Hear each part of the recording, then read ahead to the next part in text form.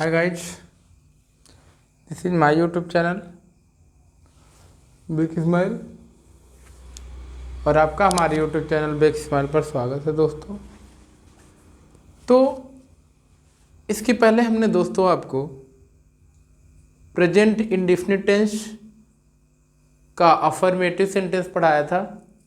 दोस्तों आज हम लेकर आए हैं present indefinite tense negative sentence, जो आपको हम सिखाएंगे कुछ इस तरह कि भूलोगे नहीं किसी तरह, कुछ इस तरह से सिखाते हैं। तो दोस्तों प्रेजेंट इंडेफिनिट टेंस की पहचान आप लोग जानते ही हैं। प्रेजेंट इंडेफिनिट टेंस की पहचान वाक्य के अंत में ता है, ती है, ते हैं, ता हूँ, ते हूँ आदि वर्ड आते हैं। दोस्तों इसके पहले जब अफर्मेटिव सेंटेंस हमने हल किया तो वहाँ पे यस या ईएस लगा रहे थे, लेकिन नेगेटिव सेंटेंस में ऐसा नहीं है। नेगेटिव सेंटेंस में एक वचनकर्ता के साथ हेल्पिंग वर्ब डज लगाते हैं और बहुवचनकर्ता के साथ हेल्पिंग वर्ब डू लगाते हैं। आई वी यू दे के साथ डू का प्रयोग करते हैं और ही सी इट एक वचनकर्ता के साथ डज का प्रयोग करते हैं। अगर इसकी स्ट्रक्चर की बात करते हैं, हमारा टेंस है प्रेजेंट इंडेफिनिट टेंस और उसका नेगेटिव सेंटेंस है, यानी नेगेटिव सेंटेंस के बारे में हम यहाँ पे पढ़ेंगे। यहाँ पे अगर स्ट्रक्चर की बात करें तो स्ट्रक्चर में दोस्तों सबसे पहले हम सब्जेक्ट रखेंगे। क्या रखेंगे? सब्जेक्ट। सब्जेक्ट यानी कर्ता को रखेंगे और कर्ता को रखने के बाद हम डू अथवा डज का प्रयोग करेंगे अकॉर्डिंग टू द सब्जेक्ट। फिर नॉट का प्रयोग करेंगे। यदि नॉट के अलावा नेवर का भी प्रयोग करना पड़े तो नेवर का भी करेंगे जब वाक्य के अंदर कभी नहीं वर्ड आता है। फिर हम वर्ब की फर्स्ट फॉर्म लगाएंगे। इसके बाद ऑब्जेक्ट और अन्य जो बचा हुआ शब्द है उसको जोड़ेंगे। तो दोस्तों प्रेजेंट इंडेफिनिट टेंस के नेगेटिव सेंटेंस के एग्जाम्पल की यदि बात करें तो पहले एग्जाम्पल पर आते हैं। जैसे अच्छे लड़के कमरे में कभी शोर नहीं मचाते हैं। इस सेंटेंस में आपने देखा अच्छे लड़के की बात की जा रही है जो कमरे में कभी शोर ही नहीं मचाते। बात तो सही है, अच्छे बच्चे कभी कमरे में शोर नहीं मचाते। तो how we translate this sentence? तो you can translate like this. You have to say first what is the subject in this sentence. अच्छे लड़के कमरे में शोर नहीं मचाते हैं। कौन नहीं शोर मचाते हैं? अच्छे लड़के। Then what will be subject of your sentence? Your sentence subject is अच्छे लड़के। Then what will be the English of अच्छे लड़के? तो इंग्लिश ऑफ अच्छे लड़के का हो जाएगा गुड बॉयज। क्या हो जाएगा? Good boys. अब दोस्तों गुड बॉयज यहां पे हो गया। अब एक चीज और जान लीजिए, जहां पर भी नेवर का प्रयोग होगा उसमें ना तो डू लगेगा ना तो डज लगेगा।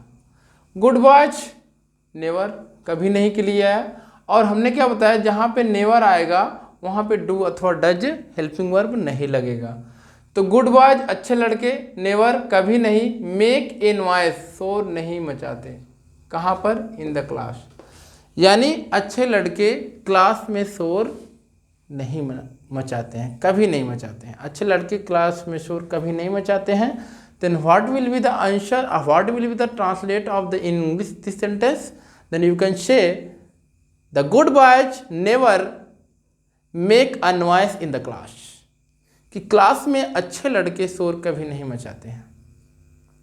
Now come on the second example. What is the second example of the sentence negative sentence? Beena परीक्षा में प्रथम नहीं आती है। दोस्तों यहाँ पे आने का मतलब कम नहीं, यानी कि आने का मतलब वर्ब नहीं, कम आना। कम का इंग्लिश आना यहाँ पे नहीं हो सकता है। क्यों?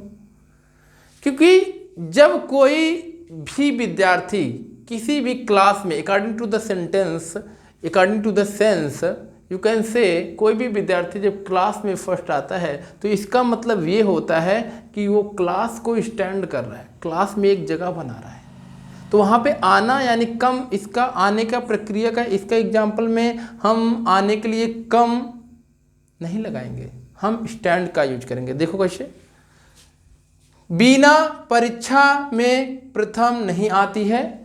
Then what is the subject of the sentence, you can say कौन प्रथम नहीं आती है, बीना, तो बीना क्या हो गया, सब्जेक्ट, बीना आ गया यहाँ पर, बीना। अब बीना एक वचन है तो Beena singular number of noun of subject है, then we can say that here we can put does, हम यहाँ पे डज का प्रयोग करेंगे, यहाँ पे डज लगाएंगे, फिर डज के बाद दोस्तों क्या लगाएंगे, नॉट, वीना डज नॉट। अब देखिए आने के लिए, प्रथम आने की इंग्लिश क्या होगी, स्टैंड फर्स्ट, ना कि कम फर्स्ट। कम फर्स्ट का मतलब जल्दी से आ जाना, यानी पैरों के द्वारा चलकर, लेकिन क्लास में फर्स्ट आने का मतलब होता है कि बीना एक स्थान बना रही है, जगह में जगह बना रही है जो फर्स्ट आ रही है, उसका नाम लिया जा रहा है। तो यहाँ पे क्या होगा, stand first, Bina does not stand first in the examination, यानी कक्षा में बीना फर्स्ट नहीं आती है, परीक्षा में फर्स्ट नहीं आती। कौन नहीं आती है, Beena. Then Beena does not stand first in the examination और in the exam. Now we come on third example, ये लड़के स्कूल साथ साथ नहीं जाते हैं। कौन स्कूल नहीं जाते हैं, ये लड़के। देखो दोस्तों यहाँ पर सब्जेक्ट क्या है, कौन स्कूल नहीं जाते हैं। यहाँ पर सब्जेक्ट की जो क्रिया है यानी वर्ब है वो है जाने की। तो कौन नहीं जाते हैं, ये लड़के। Then what will be subject here, ये लड़के। अब ये लड़के किसे हम कहेंगे, जो आपके पास होगा उसे हम कहेंगे ये लड़के। तो पास के लिए क्या होगा, दीज बॉयज, क्या होगा, दीज बॉयज।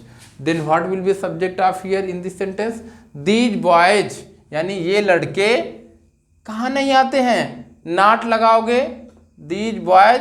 अब देखिए दीज बॉयज, ये लड़के स्कूल साथ साथ नहीं आते हैं। यहाँ पे एक चीज़ और यूज कर सकते हैं, डू का प्रयोग यहाँ करोगे, दीज बॉय डू नॉट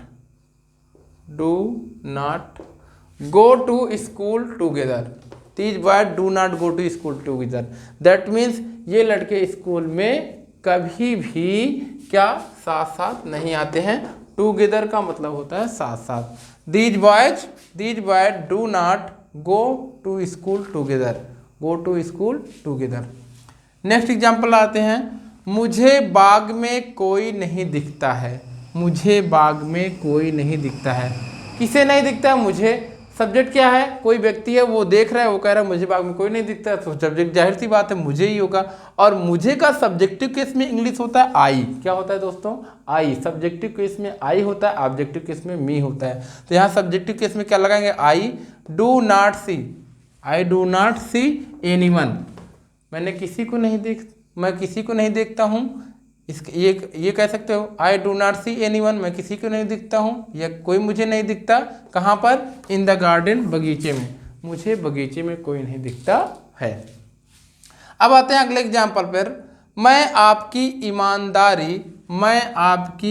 ईमानदारी पर बिल्कुल नहीं संदेह करता हूँ। कौन संदेह नहीं करता, मैं। तो आई डोंट डाउट, मैं संदेह नहीं करता हूँ। इतने की अंग्रेजी क्या हो गई, आई डोंट डाउट, मैं संदेह नहीं करता हूँ। कहाँ संदेह नहीं करते हो भाई, योर ऑनेस्टी एट ऑल। अच्छा, एट ऑल यहाँ पर किस लिए आया प्यारों, एट ऑल इसलिए आया, यहाँ पे एक वर्ड है बिल्कुल, बिल्कुल के लिए यहाँ पर आया एट ऑल। बिल्कुल के लिए क्या आया, एट ऑल। मैं आपकी ईमानदारी पर बिल्कुल नहीं संदेह करता हूँ। संदेह का मतलब होता है doubt, DOUBT। I don't doubt, मैं संदेह नहीं करता हूँ। किस पर, योर ऑनेस्टी, आपकी ईमानदारी पर। एट ऑल, बिल्कुल। एट ऑल का मतलब क्या होता है, बिल्कुल। मैं आपकी ईमानदारी पर बिल्कुल नहीं संदेह करता हूँ। I don't doubt your honesty at all, मैं आपकी ईमानदारी पर बिल्कुल विश्वास नहीं करता हूँ, सॉरी, बिल्कुल संदेह नहीं करता हूँ। मैं आपकी ईमानदारी पर बिल्कुल संदेह नहीं करता हूँ। I don't doubt your honesty at all, मैं आपके, कहाँ पर, ईमानदारी पर, मैं आपकी ईमानदारी पर बिल्कुल संदेह नहीं करता हूँ। I don't doubt your honesty at all. Next example पर आते हैं, आप मेरी बात पर विश्वास नहीं करते हैं। कौन नहीं विश्वास करता है? आप नहीं करते हैं, इसीलिए तो चैनल नहीं सब्सक्राइब कर रहे हैं। आइए दिखाते हैं इस सेंटेंस का। आप मेरी बात पर विश्वास नहीं करते हैं। कौन विश्वास नहीं करते? आप। देन आपकी अंग्रेजी क्या हो जाएगी? आप वर्ड की अंग्रेजी यू क्या हो जाएगी? यू। अब यू के साथ क्या लगता है? डू का प्रयोग करते हैं। यू डोंट, यू डोंट का मतलब होता है डू नॉट, ये डू नॉट का शॉर्ट होता है don't. You don't believe, believe का मतलब क्या होता है दोस्तों? विश्वास। अब यही इसकी क्या हो गई? वर्ब हो गई। यू डोंट बिलीव, यहाँ पे देखो यू डू के आगे क्या लगा दिया? नॉट, डोंट, वर्ब लगा दिए बिलीव। यू डोंट बिलीव क्या? बात पर। बात तो वही होती है जो हम कहते हैं। देन बात की अंग्रेजी क्या लिख सकते हैं? व्हाट आई से, व्हाट आई से, व्हाट आई से। You don't believe what I से, आप मेरी बात का विश्वास नहीं करते हैं। You don't believe what I से।